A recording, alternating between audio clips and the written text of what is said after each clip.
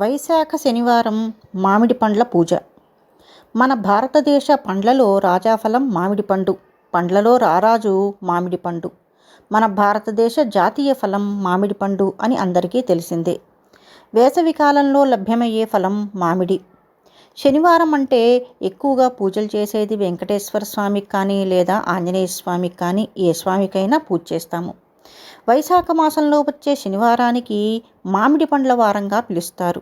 అంటే మనకు అసలైన సరైన పక్వానికి వచ్చిన మామిడి పండ్లు లభించేది ఈ వైశాఖంలోనే. కాబట్టి 21 మామిడి పండ్లు కానీ 11 కానీ 9 కానీ 5 కానీ మామిడి పండ్లను ఒక పళ్ళెంలో కానీ ఇస్తరాకులో కానీ అరటి ఆకులో కానీ పెట్టి నమస్కారం చేసుకొని పసుపు కుంకుమతో పూజ చేయాలి. మామిడి పండ్లకి పూజ చేయటం అంటే ఏమీ కాదండి, కొంచెం పసుపు కుంకుమ బొట్లుగా మామిడి పండ్లకు పెట్టి ఏవైనా కొన్ని పూలు ఆ పండ్లకు సమర్పించి దీపారాధన చేసి ధూపం వేసి పండ్లను పూజించాలి.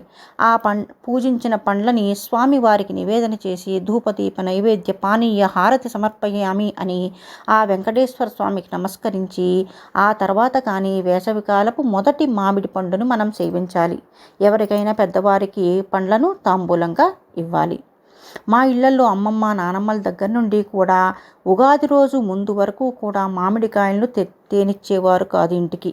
ఉగాది రోజు తర్వాతనే మామిడికాయలు తినేవాళ్ళము. మామిడి పండు తినడం అంటే వైశాఖంలో మామిడి పండ్ల పూజ అయ్యాకనే.